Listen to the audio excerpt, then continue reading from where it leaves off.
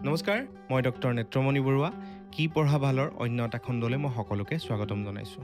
যিহেতু আমাৰ মেট্ৰিকৰ পৰীক্ষা শেষ হ'ল, চ' সকলোৰে এটা কনফিউজন থাকে যে মই মেথছত বেয়া, মই ছায়েন্সত পঢ়িব পাৰিম নে নাই, বা মই মেথছত বহুত বেছি ভাল, মই ছায়েন্সেই ল'ব লাগিব নেকি, বা মই 80% এবভ পাম, সেইটো কাৰণে মই ছায়েন্স পঢ়িব লাগিব নেকি, বা মই 60তকৈ কম পাম, বা মই 60-70%ৰ ভিতৰত পাম, তেতিয়াহ'লে মই ছায়েন্স পঢ়িব নোৱাৰোঁ নেকি। এই গোটেইকেইটা প্ৰশ্নৰ উত্তৰ মই এই ভিডিঅ'টোত দিবলৈ চেষ্টা কৰিম। এতিয়া প্ৰথম কথাটো হৈ গ'ল যে বহুতে ভাবে যে মই মেথছত বেয়া, চ' মোৰ ছায়েন্স পঢ়া স্ক'পটো একেবাৰে নাই নেকি। ইয়াৰ একেবাৰে চিম্পল উত্তৰটো হৈ গ'ল আছে। আপুনি মেথছত বেয়া হ'লেও আপুনি ছায়েন্স পঢ়িব পাৰে। আমি সাধাৰণতে ভাবোঁ যে ছায়েন্স পঢ়িবলৈ হ'লে আমি মেথছ পঢ়িবই লাগিব। আচলতে সেইটো নহয়। ছায়েন্সত আমি কম্বিনেশ্যন ল'ব পাৰোঁ ফিজিক্স, কেমেষ্ট্ৰি, বায়'লজি আৰু মেথছ। এতিয়া কথাটো হ'ল সেই বায়'লজি আৰু মেথছৰ ভিতৰত যিকোনো এটা লৈও আমি ছায়েন্স পঢ়িব পাৰোঁ। যিসকলে মেডিকেল লাইনত যাবলৈ বিচাৰে, যিসকলে এগ্ৰিকালচাৰেল লাইনত যাবলৈ বিচাৰে, যিসকলে বায়'মেডিকেল লাইনত যাবলৈ বিচাৰে, তেওঁলোকে বায়'লজি ছাবজেক্টটোত গুৰুত্ব দি পেলাই পঢ়িলেও ধুনীয়াকৈ ছায়েন্সত পঢ়ি পাছ কৰি যাব পাৰে। বা যিসকলে ভাবে যে মই মেথছটোহে ল'ম, বায়'লজি মই বেয়া পাওঁ, তেতিয়াহ'লে তেওঁ মেথছ লৈ পেলাই বায়'লজি নলৈও তেওঁ ধুনীয়াকৈ PCM লৈ পেলাই পাছ কৰি যাব পাৰে। এতিয়া ছায়েন্সত মেইনলি দুটা ছাবজেক্ট লাগিবই, সেইটো হৈ গ'ল ফিজিক্স আৰু কেমেষ্ট্ৰি। ফিজিক্স কেমেষ্ট্ৰি কম্পালচৰি, আৰু তাৰ লগত আপুনি মন কৰিলে বায়'লজি মেথছ দুইটা ল'ব পাৰে, বা আপুনি যিকোনো এটা লৈও ধুনীয়াকৈ পাছ কৰি যাব পাৰে। বায়'লজি ছাপ'জ আমি ল'লোঁ, লগতে আমি মেথছো ল'লোঁ। এই বায়'লজি মেথছৰ যোনটো ছাবজেক্টত আমি কমকৈ নম্বৰ পাম, সেইটো আমাৰ ফ'ৰ্থ ছাবজেক্ট হ'ব। এতিয়া সেই ফ'ৰ্থ ছাবজেক্টটো আপোনালোকে বেলেগ কিবা এটা ছাবজেক্টটো ল'ব পাৰে।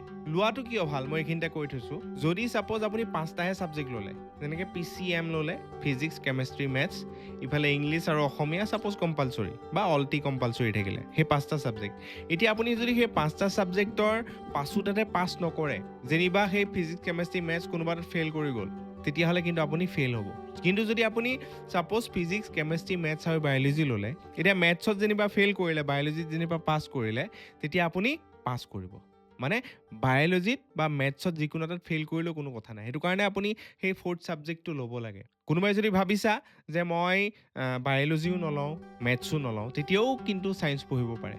আৰু এটা স্ক'প আছে যে ষ্টেটিষ্টিক্স ল'ব পাৰি। ষ্টেটিষ্টিক্স, ইকনমিক্স, জিঅ'গ্ৰাফী, তেনেকুৱা এটা ছাবজেক্ট আমি ফ'ৰ্থ ছাবজেক্ট হিচাপত, বা আমি এটা ছাবজেক্ট হিচাপত ধুনীয়াকৈ ল'ব পাৰোঁ। সেইবিলাক ছেমি ছায়েন্সৰ ব্ৰাঞ্চ হয়, বা সেইবিলাক ছাবজেক্ট হয়। চ' তেনেকৈও আমি ছায়েন্স পঢ়িব পাৰোঁ। আমি মেথছ নোহোৱাকৈ, বায়'লজি নোহোৱাকৈও আমি ছায়েন্স পঢ়িব পাৰোঁ। চ' আমাৰ বহুতৰ মনত কনফিউজন থাকে এইবিলাক। আৰু ছেকেণ্ড কনফিউজন হৈ গ'ল যে আমি 80% পালে আমি ছায়েন্সেই পঢ়িব লাগিব নেকি। সেইটোও মিছা কথা। মানুহৰ মনত, আমাৰ সাধাৰণ মানুহৰ মনত এটা ধাৰণা সোমাই গৈছে যে ছায়েন্স পঢ়িবলৈ 80% এবভ লাগিব, বা ভাল পাৰ্চেণ্টেজ পালে আমি ছায়েন্স পঢ়িবই লাগিব। সেইটো কথাও নহয়।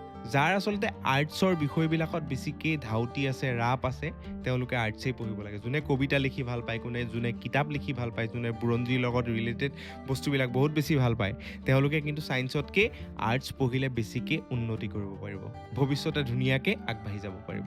আমি দেখাক দেখি কোনোবাই 80 পালে, ময়ো 80 পালোঁ, সেইটো কাৰণে মই ছায়েন্স ল'ম, সেইটো একদম সম্পূৰ্ণ ভুল কথা। আৰু 3 নম্বৰ কথাটো হৈ গ'ল যে কোনোবাই এনেকৈও ভাবে যে মই বেলেগতকৈ বহুত কম মাৰ্ক পালোঁ, 60হে পালোঁ, 70হে পালোঁ, মই ছায়েন্স পঢ়িব নালাগে, মই আৰ্টছেই পঢ়িম, বা মই কমাৰ্চেই পঢ়িম। সেইটোও ভুল। আপুনি যদি 60%ও পাইছে, কিন্তু আপোনাৰ মেথছ, ছায়েন্স এইবিলাক ছাবজেক্টত বহুত বেছি ৰাপ আছে, আপুনি আৰ্টছৰ ছাবজেক্টবিলাক ইমান ভাল নাপায়, তেতিয়াহ'লে সেই ছায়েন্সেই পঢ়াটো ভাল। এনেকুৱাও বহুত ষ্টুডেণ্ট আমি দেখোঁ আমাৰ লাইফত। মই বহুত বছৰ, মই 13 বছৰমান মই পঢ়াইছোঁ। এনেকুৱা ষ্টুডেণ্টো দেখোঁ যোনে 80% পায়, ছায়েন্স লয়, পিছত ছায়েন্সত বেয়া হয়। কিন্তু যোনে 60% পায়, ছায়েন্সত বহুত বেছি ধাউতি আছে, তেওঁলোকে কিন্তু পিছত গৈ পেলাই বহুত বেছি ভাল ৰিজাল্ট কৰিব পাৰে। So' at the end of the day আমাৰ কি লাগে, যে আমাক এটা ভাল ছিট লাগে, আমি ক'ৰবাত এখন ভাল কলেজত আমি ছিট পাব লাগে। সেই ছিটটো পাবৰ কাৰণে আমি হায়াৰ ছেকেণ্ডেৰী পঢ়োঁ। চ' হায়াৰ ছেকেণ্ডেৰী পঢ়াৰ পিছত কোনোবাই নীট দিব মেডিকেলৰ কাৰণে, কোনোবাই JEE দিব ইঞ্জিনিয়াৰিঙৰ কাৰণে, বা বিভিন্ন ধৰণৰ এণ্ট্ৰেঞ্চ দিব পাৰে, এগ্ৰিকালচাৰেল লাইনত যাব পাৰে, বায়'টেকনলজিত যাব পাৰে, B.Pharm, বিভিন্ন ধৰণৰ লাইনত আমি গুচি যাব পাৰোঁ। আৰু তাৰ কাৰণে সেই বেছটো হৈ গ'ল হায়াৰ ছেকেণ্ডেৰী। চ' সেইকাৰণে আমি সেই কনফিউজনবিলাক ৰাখিব নালাগে। আৰু আমাৰ যোনবিলাক আচলতে ট্ৰেডিশ্যনেল ধাৰণা, আমাৰ সেই পুৰণা ভুল ধাৰণাবিলাক আমি আঁতৰাই দিব লাগে। আপুনি কম মাৰ্ক পালে বুলি আপুনি ছায়েন্স পঢ়িব নোৱাৰিব, সেইটো কথাও নহয়। আপুনি মেথছ বেয়া পালে বুলি আপুনি ছায়েন্স পঢ়িব নোৱাৰিব, সেইটোও নহয়। আপুনি বহুত মাৰ্কছ পালে বুলিয়ে যে ছায়েন্সেই পঢ়িব লাগিব, সেইটোও নহয়। চ' যিসকলে এনেকুৱা ধৰণৰ ধাৰণা লৈ আছে, মই ভাবোঁ এই ভিডিঅ'টো চোৱাৰ পিছত অকণমান হ'লেও সেই ধাৰণাটো সলনি হ'ব। চ' যিহেতু আমাৰ পৰীক্ষা শেষ হৈছে, কেইদিনমান পিছত ৰিজাল্ট দিব, হয়তো এপ্ৰিলৰ ফাৰ্ষ্ট উইকত ৰিজাল্ট দিব বুলি আমি সকলোৱে শুনি আছোঁ। চ' সকলো পৰীক্ষাৰ্থীক মই এটাই কওঁ যে বহুত বেছি উৎসাহিতও হ'ব নালাগে, এক্সাইটেডো হ'ব নালাগে বা বেলেগক দেখাক দেখি পেলাই আমি ডিচিশ্যন ল'বও নালাগে। আমি যদি ভাল মাৰ্কছ পাইছোঁ সেইটো মানে এইটো নহয় যে আমি নভবা নিচিন্তা কিবা এটা ব্ৰাঞ্চ লৈ পেলাই আমি পঢ়ি দিম। আমি নিবিচৰাকে আমি ছায়েন্সেই পঢ়িব লাগিব সেইটো নহয়। বা আমি যদি কম মাৰ্কছো পাইছোঁ আমি নিৰুৎসাহিত হ'ব নালাগে। আমি কম মাৰ্কছ পালেও আমি বিচৰা মতে পঢ়িবলৈ স্ক'প বহুত বেছি থাকে। চ' ইয়াৰ পিছতো যদি কাৰোবাৰ কিবা ডাউট আছে মোক কমেণ্টত সুধিব পাৰা, মই বেলেগ এটা ভিডিঅ' বনাই পেলাই মই তোমালোকৰ ডাউটবিলাক ক্লিয়াৰ কৰিবলৈ চেষ্টা কৰিম। চ' যিসকলে মোৰ ভিডিঅ'টো প্ৰথমবাৰৰ বাবে চাইছে তেওঁলোকক মই ৰিকুৱেষ্ট কৰিম ভিডিঅ'টো শ্বেয়াৰ কৰা, যাতে বেলেগেও এই ভিডিঅ'টো চাই পেলাই অলপমান হ'লেও তেওঁলোকৰ ডাউটবিলাক ক্লিয়াৰ কৰিব পাৰে। চ' ধন্যবাদ। ভৱিষ্যতে আকৌ যদি কিবা ডাউট থাকে মোক কমেণ্টত জনালে মই নিশ্চয়কৈ আৰু এটা ভিডিঅ' বনাই পেলাই তোমালোকক এই ডাউটবিলাক ক্লিয়াৰ কৰিবলৈ চেষ্টা কৰিম। ধন্যবাদ।